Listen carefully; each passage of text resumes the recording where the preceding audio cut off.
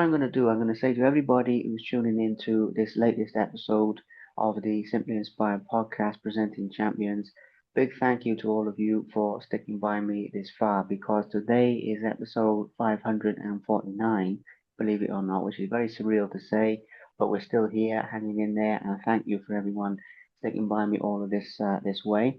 And for anyone tuning in for the first time today, wow, I'm very honored to welcome to the show Crawford, chilling, Ashley, the main man, the champ is in the house, guys.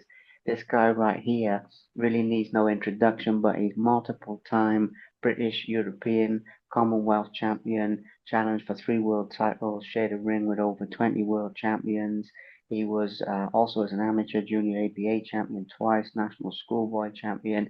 I mean, this guy is an absolute legend of boxing, an absolute legend of British boxing, and somebody who I'm really, really honored to share time and presence with today. But this is deeper than just boxing, guys, because today we're going to be hearing also about the spiritual side of life as well, because the champ also has a very extensive and well documented spiritual side, and we're going to be sharing some spiritual lessons and advice for all of you as well to hopefully help you bring more peace and harmony into your life. So, with all of that being said, champ, I want to thank you very, very much. Before we get into the conversation, I just want to thank you also very, very much for taking time out of your day to do this little talk with me. It is appreciated. Thank you. No, you're welcome. If I can help anybody in any way, I'd love to. Absolutely. One of the things I like speaking about more than anything else is boxing because of what it gave to me. In the beginning, I never wanted to box. I had to box. From the age of 7, I had to go to the gym 3 times a week or I wasn't allowed to play out. And I like playing out. So that was it. Yeah, okay. You never liked it in the beginning. You see, it's funny how these things start for people, humble beginnings.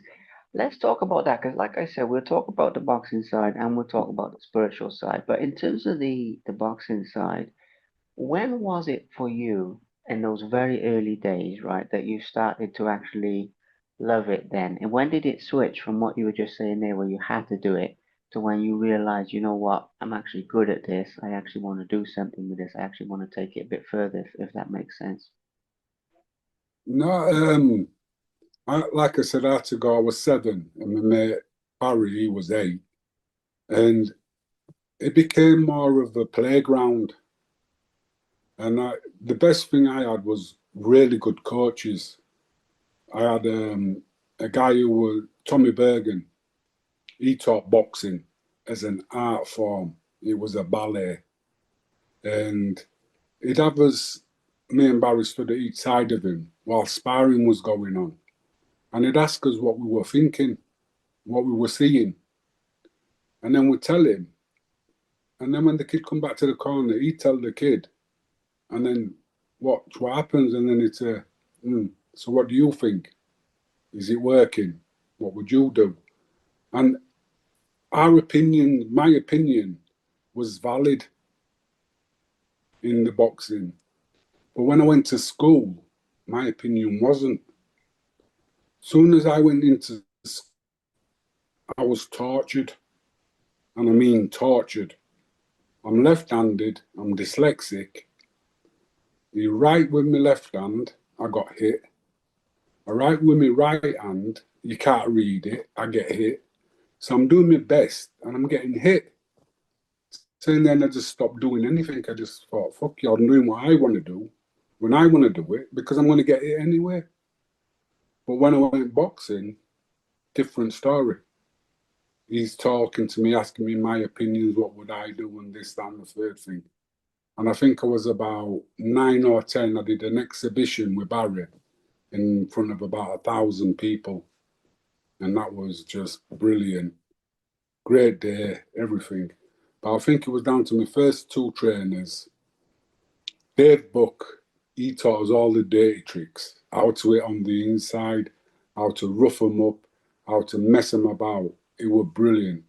And Tommy Bergen was the artist. And yeah, it was good. And the thing that I got taught from them two was basically no matter who's at ringside or who thinks you win, you've got three people at ringside. Their opinion's the only opinion that matters. You've got 3 rounds to take out of their hands. If you can't, don't complain. So, bad decisions. Yeah. Do I complain? No. Why? Because it's about my performance. How do I feel? Did I put on a show? Did I box at my best? Could I have done better? You know what I mean? These are all the questions I'm asking myself. I don't need answers from other people. These are the questions I'm asking myself. And that's where spirituality comes in. This is what a lot of people, you keep questioning yourself. Can I do better? What's the next stage? Can I do better? Why did I do that? And be completely, totally honest and truthful with yourself. Because I've always felt I've been trapped inside this body. I want to get out. But then there's my mind, my body, and my spirit, my soul. I love being in my body when my body was boxing. Because my body wanted to box, my spirit wanted to box, and them two control my mind because my mind's all over the place. It's like people say they've got ADHD or they call it neurodivergent now or something. But once all three are once the body and the soul's in sync, the mind is easily to be controlled. And boxing's all about ego, controlling that ego. When you're in a fight and you get hit hard and you want to get him back, control the ego because you might walk into something.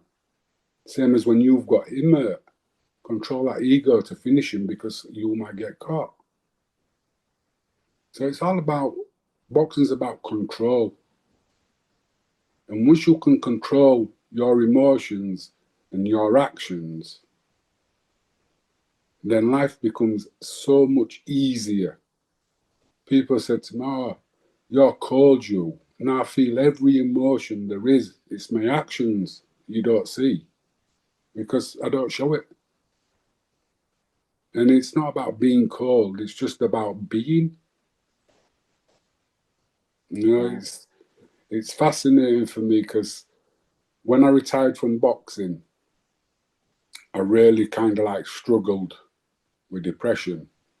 And what I found was, who am I? I'm Crawford Ashley, the boxer. I don't box. Who the hell is Crawford Ashley? Who the hell are you? And when you talk to somebody, the first thing they ask you is, what do you do? When you say, I don't do anything, the face is, they don't know how to speak to you. They don't know where to come from. And I told somebody once, I'm a human being, not a human doing. And I mean, I don't have to do something to be somebody. I already am. And that's what a lot of people don't realize. They don't know who they are. I wouldn't, Gary Crawford would just love to box. My alter ego, Crawford Ashley. When that went, was that my ego that deserted me and left me kind of like empty? And then it's basically finding out who I was when I wasn't boxing. Did I like who I was when I wasn't boxing? And then you get back to that, find out who you are. My life's simple, you know, and it's like I said, I don't stay where I'm not wanted. And right now I'm sofa surfing, trying to get a place. But am I bothered? No. Is my life great? For me, I'm really happy, man. I'm at peace. I've got this, whatever's going to be is going to be. Some days I'm really down. Like the other day, I was just thinking, what's the point? What actually is the point? Can I actually be bothered to find out what the point is? You know what I mean? Yeah, it makes sense. I'd like to ask you a question about that journey of what you said when you finished with boxing, and then you were saying like, "Who am I?" and things. Mm. People struggle with um like being enough, you know? I mean, a lot of people feel like, well, when I achieve such and such level, you know, I'm going to be good enough, I'm going to be happy, I'm going to be able to look at myself in the mirror and be happy with who I am. And of course, when you do that, if you're dependent on it, the level always raises. So I'm curious how you found that contentment within yourself where you're happy with yourself even though you're not boxing, and even though, like you said that quote, yeah, of you're a human being, not a human doing.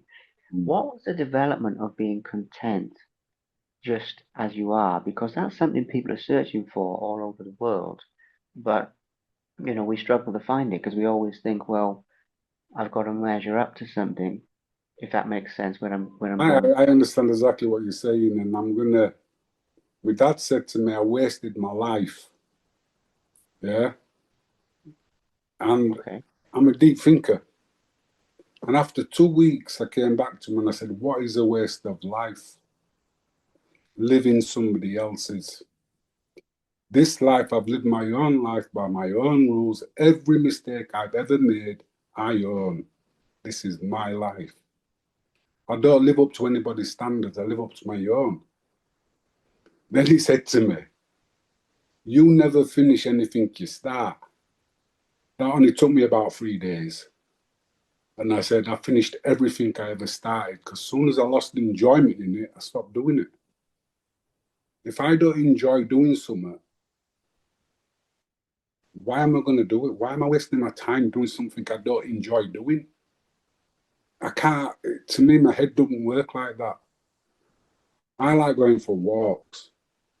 So if you give me something to do and I don't like doing it, I'm going to go for a walk.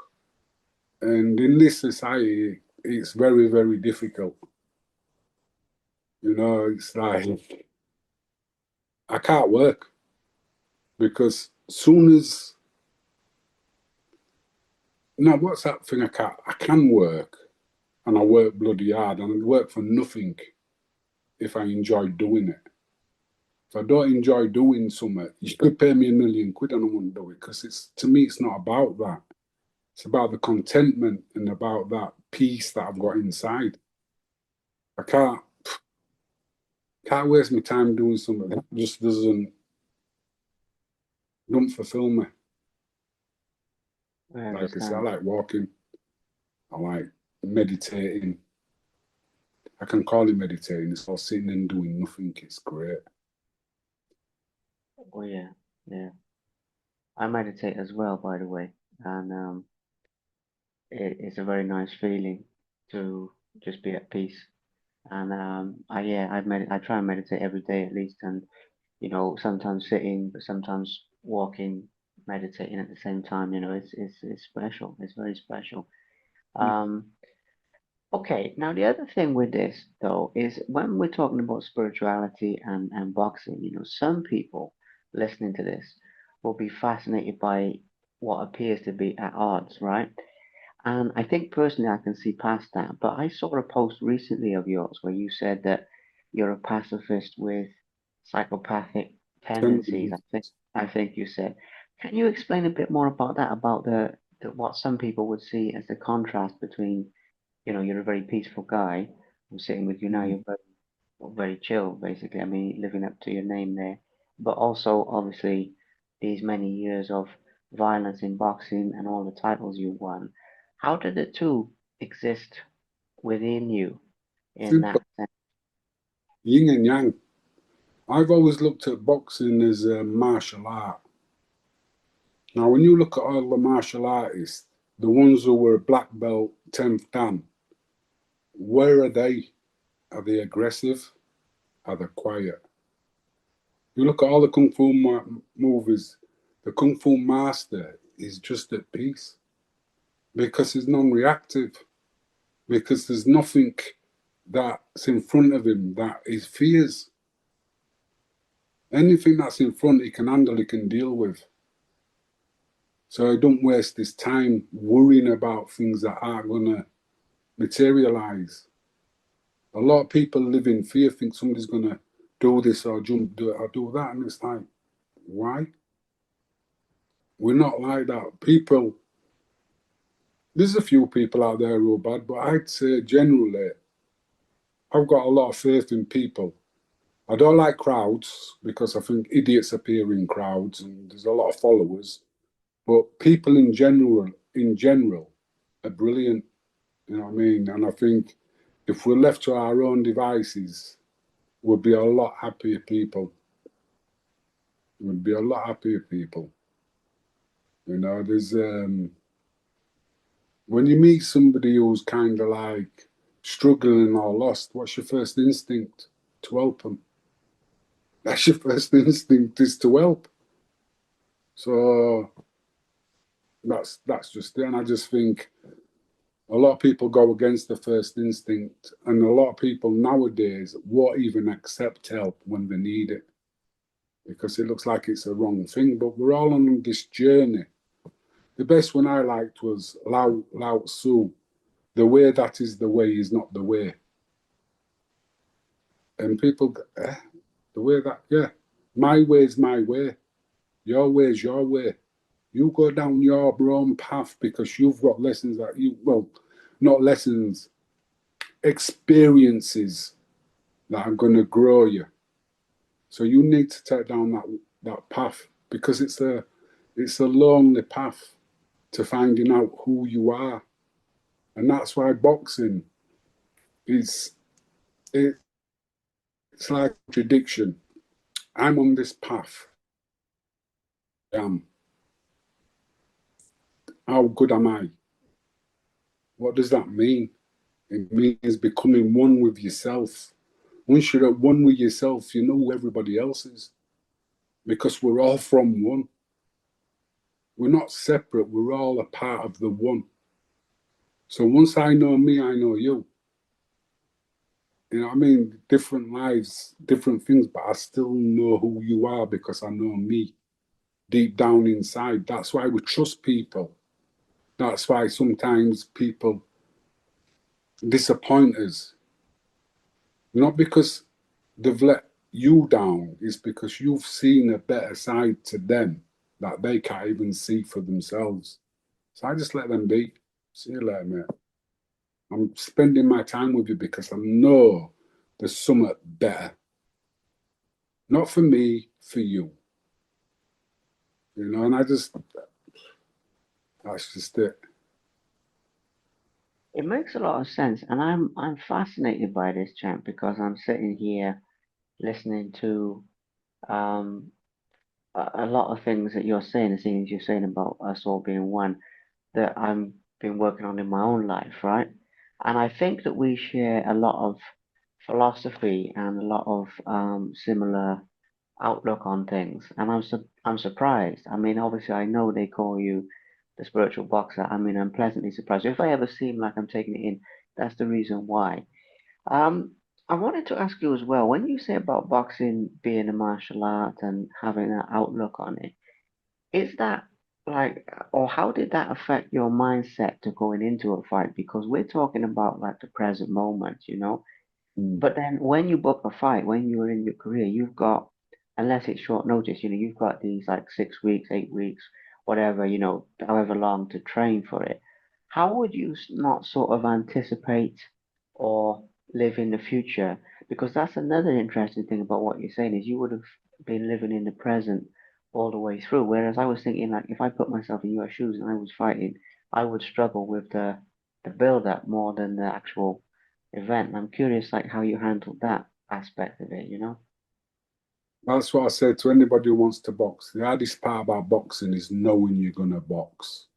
At 3 o'clock in the morning when you're working them cold sweats, why are you boxing? You're getting ready to fight a man who's getting ready to fight you. Yeah? And I'm in front of all my friends. What if you knock me out? All these voices in your head, all them doubts. What do you do with them? That's where the mind games come in. When I was taught as a kid, don't worry about them, let them worry about you. You just concentrate on what you're doing now. What am I doing now? I'm working now. What am I working out to be better than I was yesterday? When fight night comes, I'll be at the best I can be. Let's see what happens. But I find out I'm not worried about him. Don't care about him. You know what I mean? I don't care how good he is or anything. He's going to see me at my best on that night. And let's see what happens. Because the only person I got to worry about is the guy in front of me. And I can deal with that because I know exactly what's going to happen.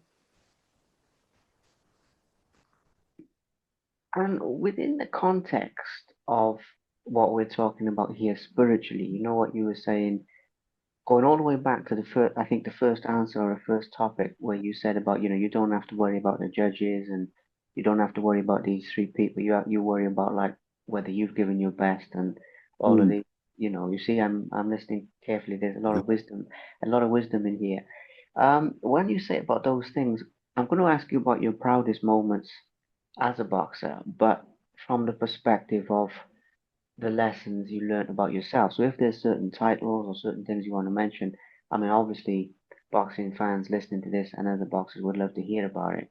But it's also got the context of this journey you've been on about learning about yourself through boxing. So I'm just giving that the context. But what would you say were some of your most special moments in boxing personally? There's one really kind of blow my mind. I was boxing a kid called Ray Thompson. He changed his name, and it was on a dinner show. And before I went in the ring, this guy said to me, "This kid can't punch." The first punch he hit me, it broke my nose and he split it sideways down there. It's still a thing. And I stepped back onto the ropes, and the voice in me just went, when I see that guy who said, "This guy can't punch," I'm going to flipping slap him. And as I was saying this, I saw this left hook go, and I just decided to follow it. And I missed him by about that much, but I knocked him out. I never hit him. And the guy was out for about, I'd say, 45 minutes. Because when I went into the changing room, got dressed, got changed, and I was getting ready to go home, I walked into the toilets to have a piss, and he was splashing water on his face. And I just went, "You all right, mate?" And the way he looked at me, it was blank.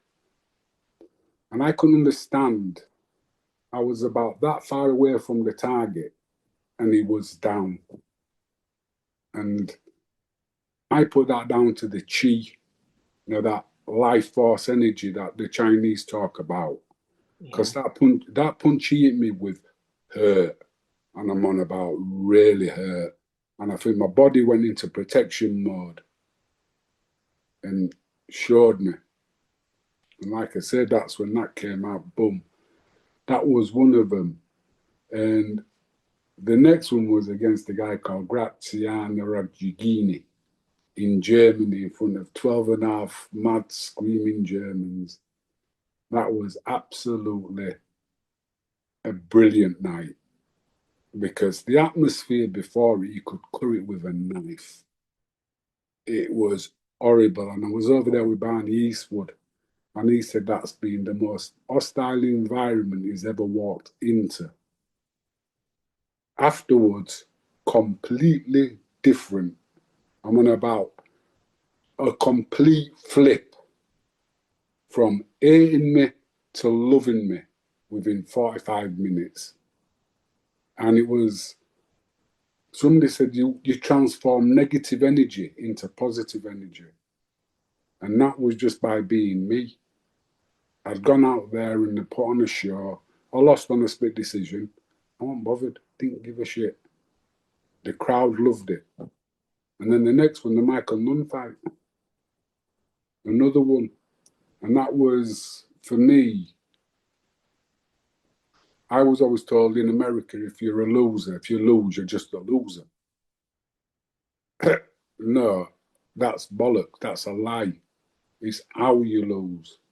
I was trying to win that fight. Kept getting up, kept going in, and the crowd loved it. Why? Because they're paid to be entertained. They want to see something like that. It's like when I said to anybody who's boxing, if you're going to box, make sure they're talking about your fight. You don't care where you are on the card, they're going to have to talk about your fight. I'm going to win a show. I want you talking about my fight. Anybody, you're going to be talking about my fight because I'm going to give a fight.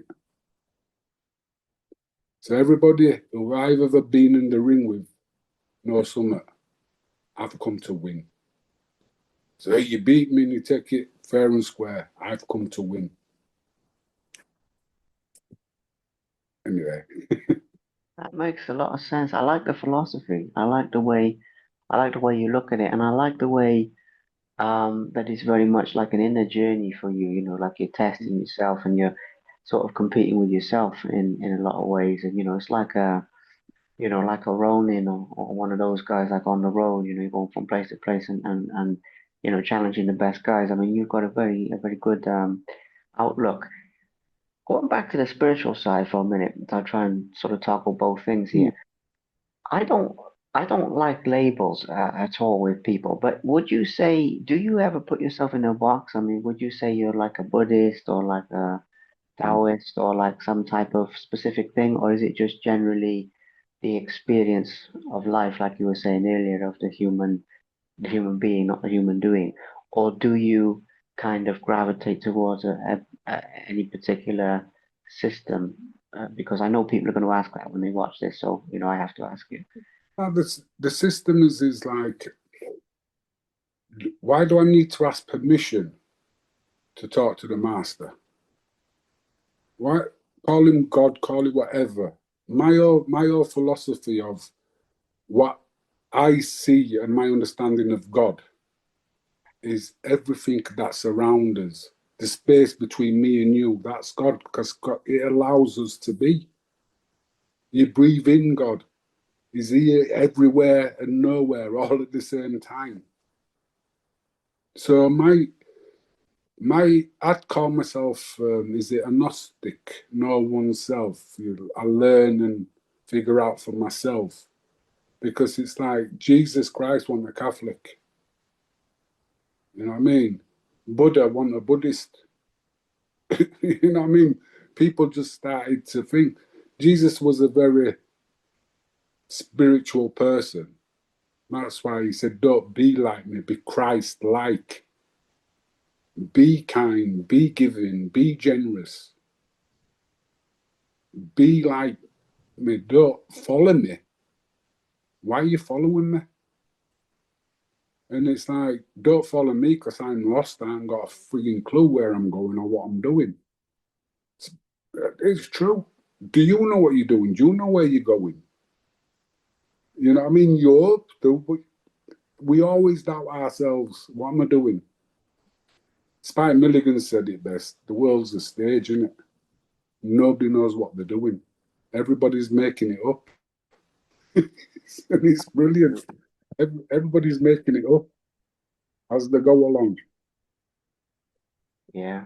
Well, we have to figure it out through our own experience kind of thing. I understand what you mean. I mean, it's definitely it surprises me with the God side of things when people argue about like the different texts and all the different things, and they're missing the point that it's something you have to experience and tap into yourself. I mean, the text and stuff help, but it's very much a personal thing, and so it's I get where you're going. I definitely get where you're going. To me, the brainwashing.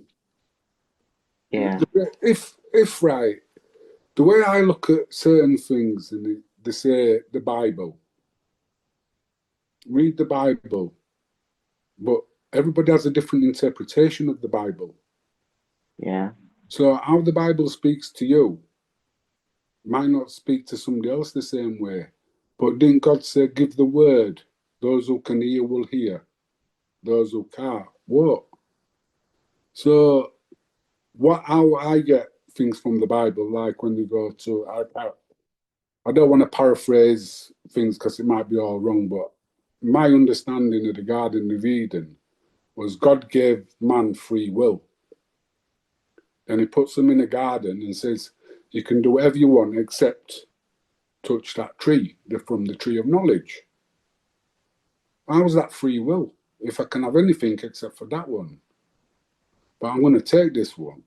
And that's when he exercised his free will. Now he knows the difference between good and evil, if there is a good or an evil. You see what I'm saying?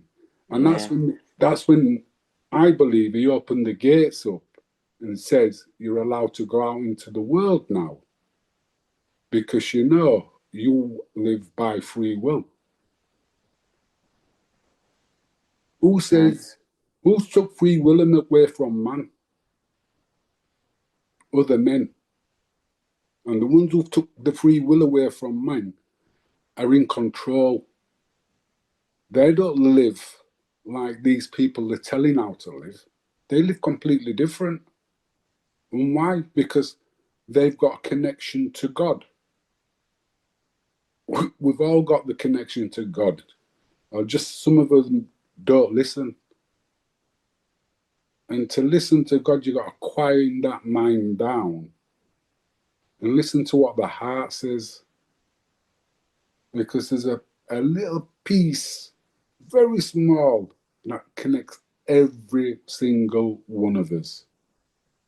And when you're quiet enough, you can tap into that. And when you tap into that, you come into a different place. And then you start seeing things different. You know what I mean? You start seeing things different. And it's hard. It's very, very hard and very, very painful when you see what's going on. And it's like, how do you change it? How do you change it? Do you know who you are? That's my first one, is do you know who you are? And the best thing I'd always say, everything you've ever been told has been a lie. Your parents have lied to you because they was lied to by their grandparents. Now you know the lies. Change. Change. I went ITAL, proper ITAL, which is vegan, about 10 years ago. And my mum says, oh, why you stop drinking milk for? You've always drunk it. And I just says to her, I did my best, but when I know better, I do better. It's got no use to my body. None whatsoever.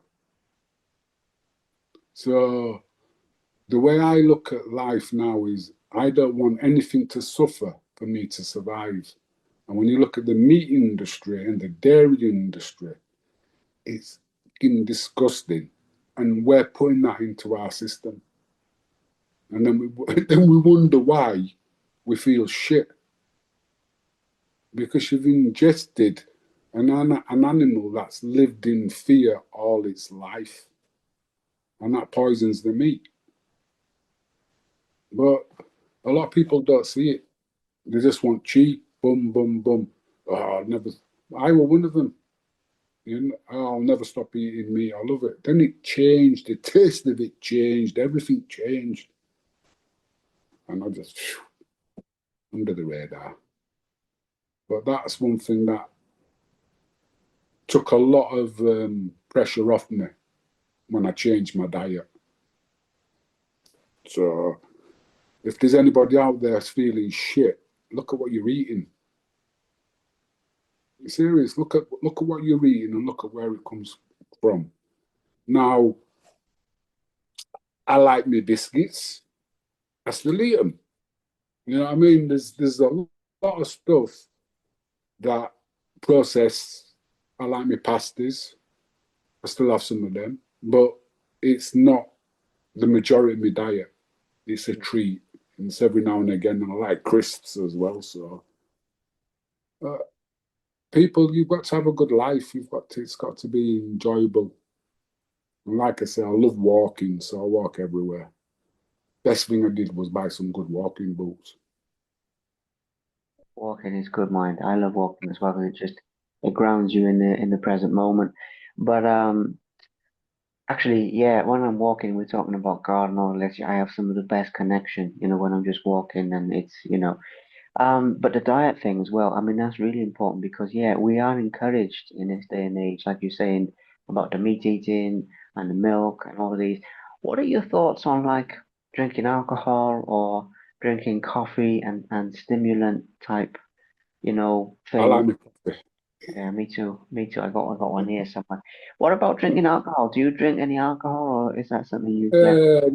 Not anymore. It just don't do me any good. That's one thing I learned. At the end of a bottle, all there is more problems or another bottle. And it's when am I going to face my problems? Because they're not going away. They'll never go away. Just delaying them. And I've never been one to run from something. So go come off it cold turkey. I run antidepressants, come off them cold turkey, and just got to go through it. It's just that decision. Do I want to live my life like this, or do I want to live my life like this? They're the two choices. Do I want to be in pain all the time? Do I want to be backwards and forwards to the doctors? Or do I want to be out walking and having fun and having a laugh and chatting with people and helping where I can? How Yeah, am I going to do that? Well, do a few exercises, a few stretches, eat well. I'll do that. And like I say, things change, or I could be sat on the sofa, drinking, watching crap on TV, getting poisoned, dug out of the house, or whinging and moaning at everything. Yeah, that's a life I could easily have. Or the other life, it's just choices. What choice do you want? Because you're going to experience something. So why not experience the things you like? You know, I I like think that. I think a lot of people are addicted to misery. Yeah, well, They like it's being miserable. it's familiar. It's familiar. Sorry, I mean, I don't mean to I don't mean to interrupt what you're saying, but it's a really good point. That's all I'm saying, Chang, is I think that people get addicted to the familiar as well, to what they're used to, even if what they're used to is bad, and it takes a bit of time to change in a new direction, but it's always worth it. So I agree completely. Yeah. Yeah, it's like everything else. Everybody wants change, but nobody wants to change. And that's so true. You know what I mean? Everybody wants to be a world champion, but they don't want to put the work in. Yeah. You know what I mean? Oh, I'd fight Tyson for 1 million. Like, yeah, I bet you would, but would you put the work in to get to a position where you can? That's a different story. Yeah. Yeah, you Big time. Big time. know? And talking about putting the work in as well, with the spiritual path and this sort of stuff we're talking about, you said earlier about meditating and walking. What are your thoughts on like the prayer aspect or speaking to God in that way? Because you started to touch on that earlier, and I think it's really interesting methodology because you were saying about like what's inside all of us and how we're all connected, and Mm. you spoke about quieting your mind so that you can listen more and all of these sorts of things. But basically, what are your thoughts on prayer? Because you also said earlier you don't need to ask permission, and I thought that opens up. You see, I've been listening. I'm just listening carefully, but that opened up into a very interesting concept that a lot of people feel they do need permission. And I was wondering on your methodology to get like messages or to get feedback from whatever name you want to use from the divine, how you personally go about that, like if you pray or what your methods are, Does that make sense? I met God Okay. on a meditation, and it was one of the weirdest experiences. I was meditating, and I saw like pictured a little village, and then there was a beach. And I walked down to the beach, and looking left, it's really cloudy, and right was sunny. So I thought, I forget walking down the beach, and all of a sudden there was this entity come, and it was like facing me this way and he was walking backwards.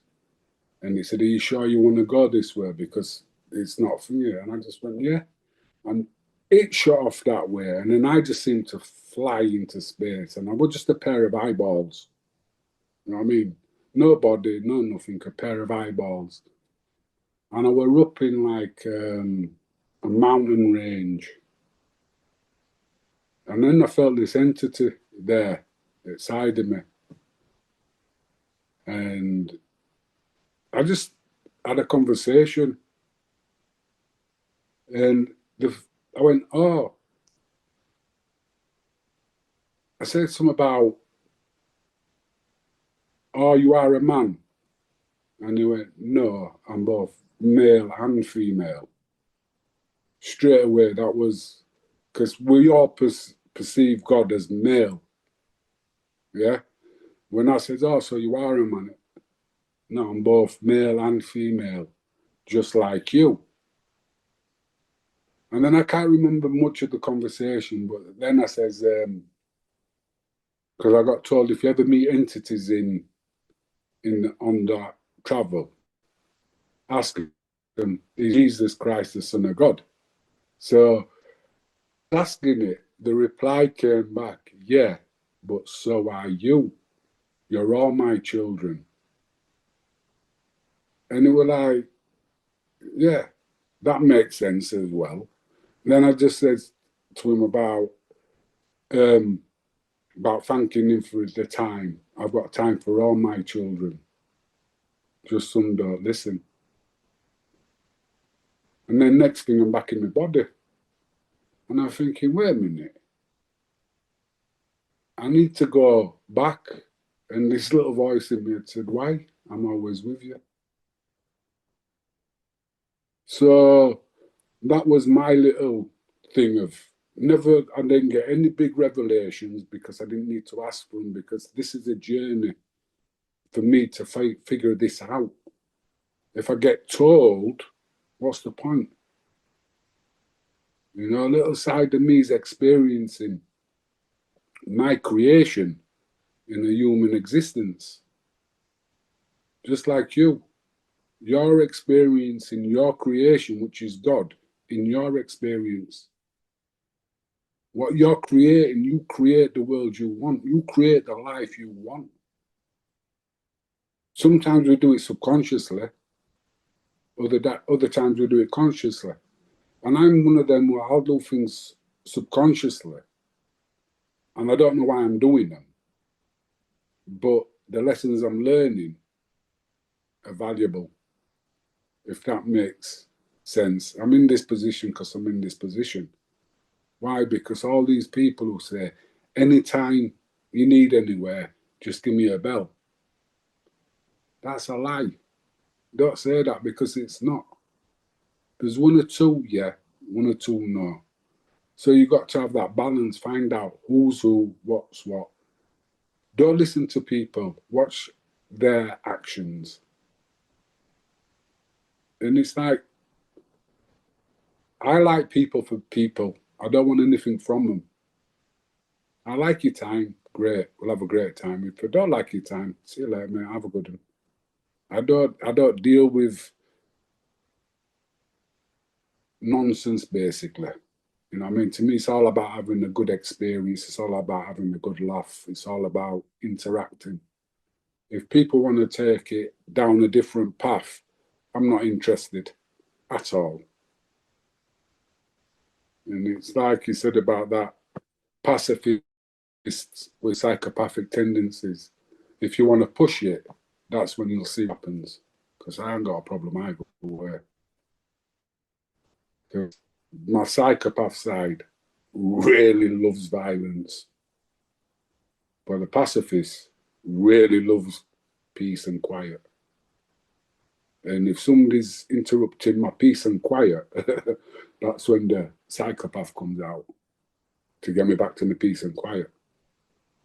You know what I mean? The psychopath is there to protect me.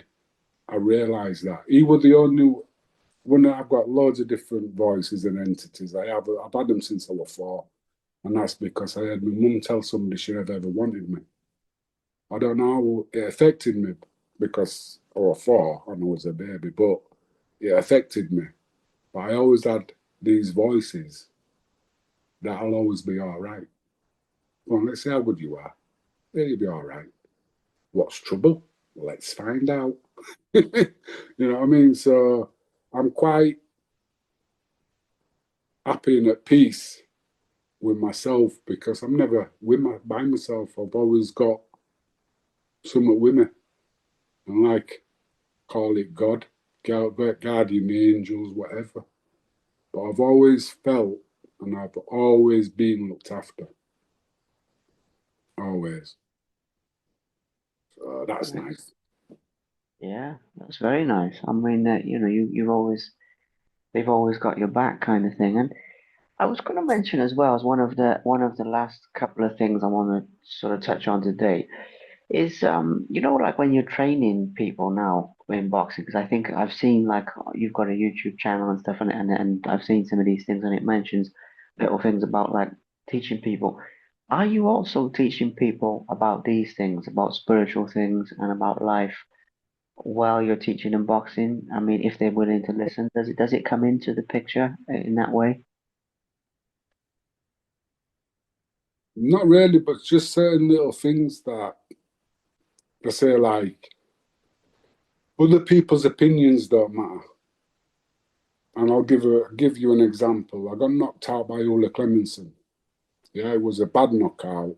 And everybody, all the so-called experts, said I had a glass jaw, I'd be chinny, I'd be this, that, and the third thing. 2 fights later, I'm fighting a guy who beat Ola Clemenson. No, it was 1 fight later. Fighting a guy who beat Ola Clemenson twice, and Ola gave up the title because he didn't want to fight him. I boxed his head off. 12 rounds, won it.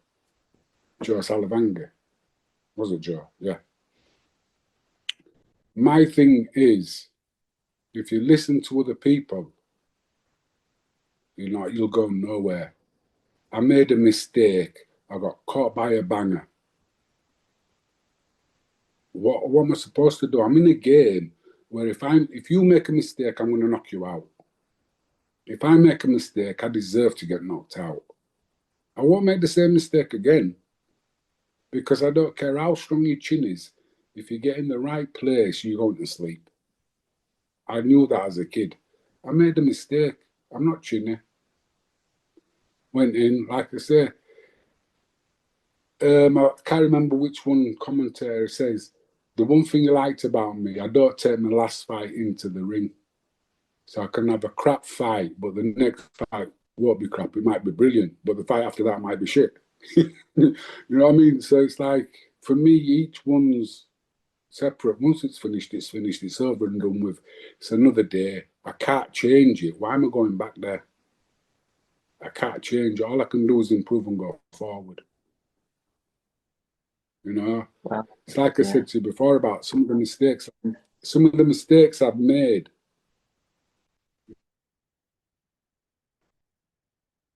I've made them again because I understand how they make you feel. And is it worth 2 seconds of joy, excitement for 15, 20 minutes or hours and years of regret? It's not worth it. You know what I mean? You feel bad, you do something, you feel bad, don't do it again. A lot of people do. You know what I mean? They keep doing it. Why do you do yeah, this? You don't like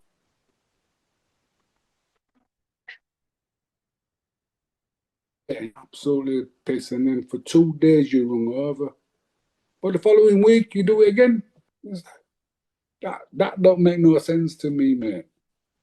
You know what I mean? That don't make any sense. You like a drink, great, but then the payback is frigging terrible. yeah. A lot of people live like it. I mean, I've experienced it too. I get what you're saying. I mean, I've experienced it more with. I've never really been into drugs or anything. I like a drink, sure, but not much. But with women and stuff, I've experienced what you're saying there, and that's all I'll say about that. But it's definitely, that's been the worst when you think about what was I doing there. So, but you do learn, and you have to adapt, and it just increases your self-awareness. So, okay, Mm. now with this, as we come to the final stage of this, because I'll have to go shortly, but I also want to ask you, with everything you've said here, and that you shared some awesome advice, right? And I do these interviews to just try and be part of the tapestry. You put something out there on the internet, somebody can watch it today, somebody can watch it 5 years from now and get something from it. It's not like in time. What is your final piece of the most important spiritual advice you would like to pass on to the next generation or anyone? I mean, look, I'm in my 20s, right? People my age, anybody who's, you know, new in life or going into life, what would be the most important, to sum up everything we've talked about today, the most important piece of spiritual advice you would like to share, please, champ, if that's Take okay? responsibility. A simple one would be take responsibility. You're the one who's in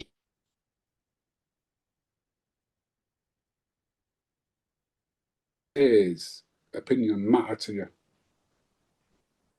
When you don't care what other people think, that's a freedom. That is freedom now. Because a lot of people are living to other people's expectations. Live up to your own. That's just it. Be the best you can be. Because I mean, nobody can do you better than you. But be the best be the best you can be. That'd be probably it. No, I think my biggest takeaway, if I were taking anything, is don't care what other people think. Care what you think about yourself. Because you're the one who's got to live with you 24 hours a day, 365 days a year. So make sure you like you. That's good advice, that is. I like that. That is definitely something we could all do with practicing even more. And it's something I love Mm, about you, champ, is you're just totally authentic you are, I mean, you're just totally original and unique because you've obviously embraced your authentic self very deeply in that way. And I absolutely love it. And one of my biggest takeaways as well from this is the fact that, they say be the change you wish to see in the world, right? So it's not about like going around and changing other people, but you change yourself and you lead by example. And that's the other thing is, you are the change that you wish to see in the world because you're leading by example. And I just wanted to say that to you as well. That's something, really nice about like what you're doing. Um, we've had a good talk today. I mean, we've had a good, I mean, I think it's been about an hour now, and I keep them about that length because mm, people can digest it and sort of take it in more easily. I want to thank you not only for your time and your presence, because we've obviously shared this mm, presence together, but also I want to thank you for being an open book about these things in your life, and sharing, the highs, the lows, the lessons you've learned, all in the aim of helping other people.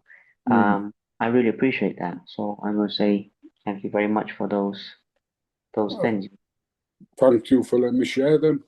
I mean, it helps me as well. A lot of people don't understand because sometimes you say things and it just reinforces what you already know. And then again, there's a clarity comes and you get little bits of, yeah, you explain things better and things become more clear because the spiritual journey is ups and downs. You've got to have the lows as well as the highs, you know. But remember, like Marcus Aurelius says, this too shall pass. Absolutely. This too shall pass. I like that. Yeah, All absolutely. right, man.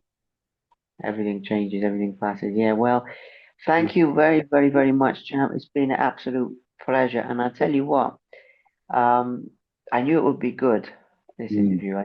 I knew it would be good because I just had a feeling, you know how it goes. I mean, I don't look at the stuff on paper to do with who I mm. interview. I feel it. I feel it.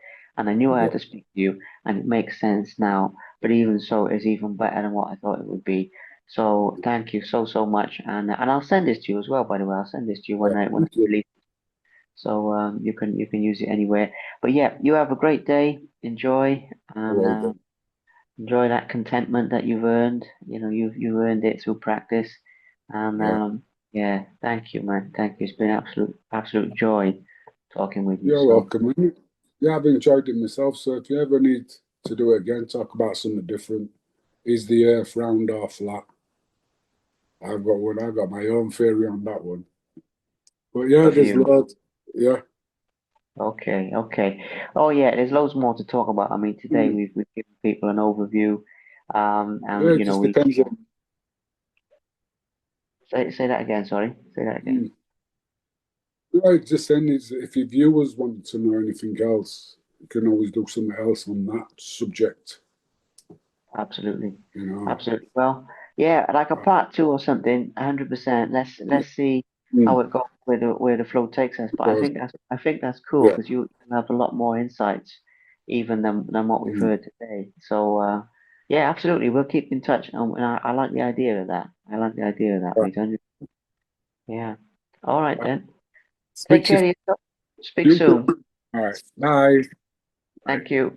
Bye Bye. bye. Take care. Bye bye. Thank you very much for watching. Please subscribe to the Simply Inspired YouTube channel, and there'll be more videos coming soon.